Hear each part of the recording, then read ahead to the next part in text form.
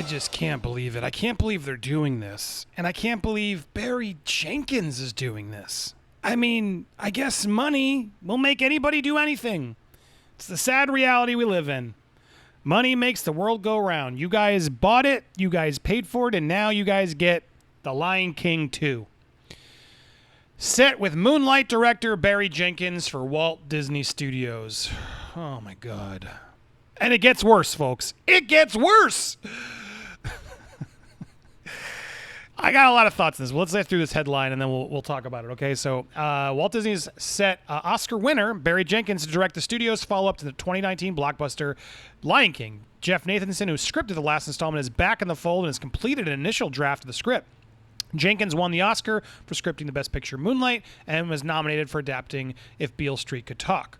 The film will continue with the photorealistic technology that director Jon Favreau used in the film and Jungle Book, of course, because they have it all made, so it's practically free. They don't have to re-render anything. They have to re-render things, but they don't have to recreate a lot of these characters. They'll create some new ones, but all that environment, Pride Rock, it's all made. So why not reuse it again? You know what I mean? It'll cost them so much less to make another movie with all the material the computer's already made. They'll just render it a little better. There's no release date set for the Lion King follow-up or for the production start, but it understandably is a top priority for Sean Bailey's division after the last film grossed $1.6 billion. There it is, folks. That's why it's happening. They are keeping the log line under wraps, but I'm told the story will further explore the mythology of the characters, including Mufasa's origin story. Moving the story forward while looking back conjures memories of The Godfather Part 2, set on the African plain with a continuation of the tradition of music that was a key part of the 1994 animated classic, the 2019 film, and the blockbuster Broadway stage transfer. So I guess they're not going with Simba's Pride. They're going to go into, maybe they'll take elements of it. That'll be interesting because I didn't like Simba's Pride. I know some people do, weirdly. Lion King 1.5. You got Simba's Pride. You got a lot. Anyway, but to hear that they're going to go the Godfather 2 route, because God forbid they figure out their own angle. But you know what? Let's make an origin of Mufasa. Yeah. Cool. Just what we need. A non-nuanced CGI mess of animals talking, so we get back and learn more about Mufasa. Who needs this? Why? All right, money. 1.6 billion reasons why. Because you guys fell for this. Look, I'll get more to this story, but it's interesting because I still have refused to see this movie from start to finish. I've seen clips. Not only the trailer, but I've seen some of the music. I saw Hakuna Matata. Watched some of it. I saw part of Be Prepared. Oh my God, what a travesty. But look at this. Look at this, because I wanted to watch like an animated scene and an original scene just to sort of show you why I know that a lot of hot takes have been out there about this. I just don't understand why you guys like this movie. A lot of people liked it. I'm just floored. Look at this. So here's that scene, right? Here's the scene with me, Scar, and Mufasa. I got to pause it a lot so I don't get dinged here, but there's the scene of, oh, I'm so sorry, Mufasa. Did I miss that? Oh, my bad. Right? That's the scene. It's like a National Geographic movie, I guess. Walking around, and usually this is what happens in all scenes I've seen. Just like wide shots where they're like, hey, I'm talking over here, but we're cute, beautiful animals walking this, so you can't really tell. There's no nuance. There's no acting. There's no character. There's no heart to it. Just animals running around. And I love animals. But animals don't talk. Their mouths don't make the movement. They don't make the eyes and stuff like they do in the cartoons and what made Lion King work. Because again, now look at this scene in the cartoon. Look at the nuance. Look at Mufasa's Scar. Ooh. It's like there's performance. They've managed to make the characters animals, but have them act with more performance and heart. Give character facial nuances and things to make it work. This is what you should have done. And honestly, there's like people have been out there trying to make like different versions. Like this is a little horrific as well, but I would have rather seen it. So at least we can get some emotion in the eyes. Look, I had dogs, I have cats. Animals mean the world to me. You can have emotion through animals, but it just doesn't work when you're just going to have them run around in the same moves that I already did successfully, but then take away the emotion and the heart from their face. I don't get it. I don't get it. I guess I'm old. I don't understand it. I'd rather watch the cartoon. The cartoon is beautiful, by the way. I mean, I watched it again recently with my kids. When they learned how to do the sort of out of focus tricks in the animation, sort of was the first time they were able to bring computers into hand-drawn animation. Makes it so stunning. It looks fantastic. It still looks great. They even have that slow-mo battle at the end when they're fighting. It works. It really works, and you forgive the fact that animals wouldn't do that because it's a cartoon, and you realize, but it still has an emotional heft. You feel for these characters. And when I watch these clips on YouTube, I guess at some point I should just do like a hate watch. It looks awful. Like it doesn't work. They just parade around in these like environments, pretty environments, but like that's too much. He's cute. Oh, it's a meerkat. But it just looks like they got some National Geographic footage and literally just added a soundtrack behind it to make it seem like they're all talking. It just doesn't work for me. It doesn't work for me. There's not enough emotion in the face. And then when he pops out of this scene here where he pops out of the, look at him. Hee. Why would a lion ever do this? It looks ridiculous. Anyway, so back to the story at hand. I'm shocked. I'm not shocked because it made so much money, but I'm shocked that Barry Jenkins, of all people, like Oscar-winning, very talented art house director, could do whatever he wants. He's signing into Lion King because he wants to make a commercial hit. This is his second film at Disney. He also playing directed biopic of famed choreographer Alan Aley for Searchlight. Jenkins has completed for Amazon a limited series adaptation of the National Book Award, The Underground Railroad, directing all the episodes and writing several of them. Jenkins has separately scripted a drama based on the first American female Olympic boxing champ, Clarissa T-Rex Shields, and an adaptation of Netflix documentary Virunga about the battle to save the Congo's mountain gorilla population.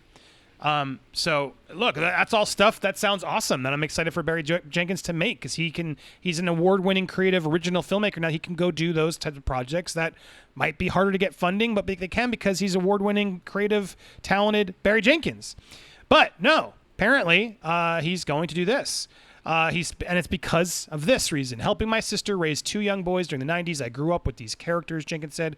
Having the opportunity to work with Disney on expanding this magnificent tale of friendship, love, legacy, while furthering my work chronicling the lives and souls of folks within the African diaspora is a dream come true. Along with Lion King, Nathanson has written Pirates of the Caribbean, Dead Man Tell No Tales. No, that's the second one. I can't even remember. Was it the third one? I've lost. I can't tell. I wish they would have put the numbers in because I lost track of them all. He wrote Catch Me If You Can. That's a great script. Rush Hour 2 and Rush Hour 3. Rush Hour 2 is okay. I don't remember Rush Hour 3. I can't tell the difference. No immediate word on cast. The last installment's voice cast obviously included amazing lots of people. Hans Zimmer, who composed the original animated film, music for the last film with Pharrell Williams. Here is Jenkins' partner, fellow director Lou Lang, commenting on the news today. What did she do? Oh, can't play that. That's probably just dung me. Lifting up her poodle. There it is. Yeah, and the commenters, I'm sure, oh God, they've run out of animated feature 3, now they're raiding the vault for direct-to-video sequels. I mean, honestly, that's what this is. If you think about it, right? Back in the day, when the film was a hit, they at least had the decency to say, we'll put it straight to DVD. Let's make some money on DVD. We need more movies put more movies out there. Great. Kids want to watch more? Put it on DVD. It's not good enough for theatrical. But now they've run out of ideas. They don't have enough original. They should be putting through way more original ideas, Disney. You're Disney. You need new movies to remake in 10 years. I mean, what are you going to do? You've tapped the dry the well. It's going to be over soon. We're going to start doing Pixar remakes. I mean, who would have thought, right? The Lion King would get remakes, but no, dude. Just you wait. Toy Story with real toys. It doesn't make sense, right? But Lion King with real animals. Who would have thought? We can't even predict it now. Ratatouille with a real rat running around. That's what this is. Imagine Ratatouille with a real rat. You lose all the emotion, all the magic, all the animation. Like, that's so gorgeous and adds depth to the characters. It's soulless. These clips on The Lion King, it is soulless. But we are just consumers who just Disney inject. Okay, yay, give me more. Nom, nom, nom, nom. Yay, Disney. This is embarrassing. This is embarrassing. Enough is enough. God, guys, do not support this one. Thankfully, Mulan did not do well. And honestly, I'm glad it didn't do well because that was an embarrassment. That was one that should have been great. It had all the ingredients that could have worked. And they just completely dropped the ball, giving her chi powers, completely ignoring the legacy that they could have gone down, the animated or even just the real Chinese story. They just didn't care about any of it. And they made a standard, by the numbers, boring, nonsensical, heartless, soulless movie. No one in these ranks are making movies with soul except for Pixar, and I feel like the animated division still has it.